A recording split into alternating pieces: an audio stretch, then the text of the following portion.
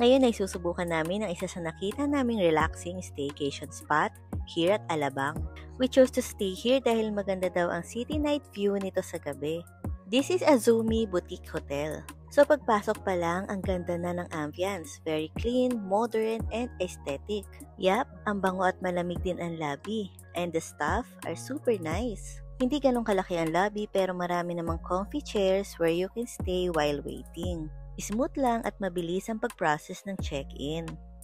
At meron din silang nail spa located at the lobby. Pwedeng-pwede ka mag-pamper kasama ang iyong loved ones while staying at the hotel. So, room tour naman tayo. We book a room na may garden view. So, pagpasok sa room, ang unang makikita ay ang kitchen area. May free coffee, kettle, and 2 bottled water. No need to worry kung paano maiinitin ang leftover food dahil meron silang microwave. May space pa for snacks and other items na dala nyo. May mga plato, baso, and utensils din na available na pwede nyong gamitin. And of course, ang ref, malinis at spacious. Unlike other hotel, hindi sila mahigpit. Pwede ka magdala ng own food or magpa-deliver. And this is our queen size bed, super soft and sobrang linis. May sofa din on the side, perfect for your visitors. Ito naman ang bathroom, see-through ang style niya.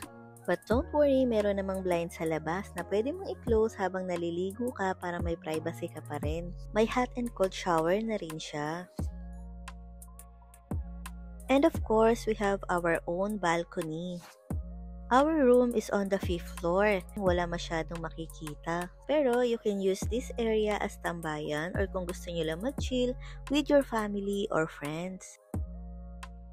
Now let's go to one of their highlights. The infinity pool at the penthouse. Ito talaga ang gustong-gusto namin dito. Ang aesthetic lalo sa gabi with all the city lights. Hanggang 5 feet lang ang infinity pool nila kaya kayang-kaya ng mamaliliit na tulad ko. May set schedule for the swimming hours so make sure to check that out. Quick tour to other areas. Sa tabi ng elevator, meron silang balcony area na sinilip din namin. Pwedeng pagtambayan. And this is the second day of our stay. They have buffet breakfast with lots of choices. Of course, hindi mawawala ang fried rice. Meron din silang iba't ibang klase ng ulam, eggs, bread, fruits, and more. Filipino food halos lahat.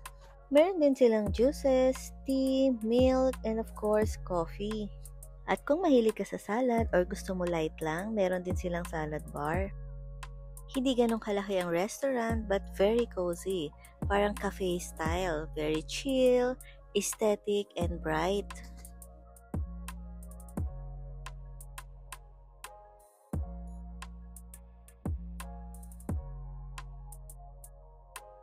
They also have a gym for those who want to stay active even on vacation. Malaki at maganda ang ambience. Almost complete din sa mga gym equipments. Meron din silang ping-pong table na pwede nyong gamitin. At ito naman ang pinakamalaking room na meron sila na pwede nyong i-book, located at the pool floor.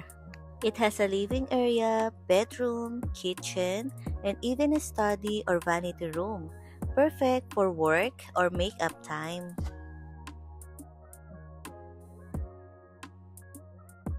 Yung bathroom nila, bukod sa maganda at malaki, super aesthetic din ang dating.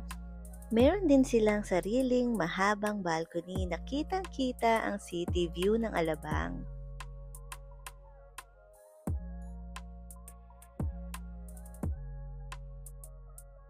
At eto naman ang view ng pool sa morning.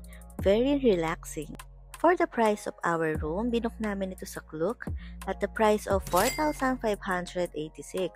May kasama na itong breakfast buffet for 2. So overall, our stay at Azumi Boutique Hotel was super relaxing and worth it. So if you're looking for a cozy, modern, and IG-worthy staycation spot in Alabang, check out this hotel.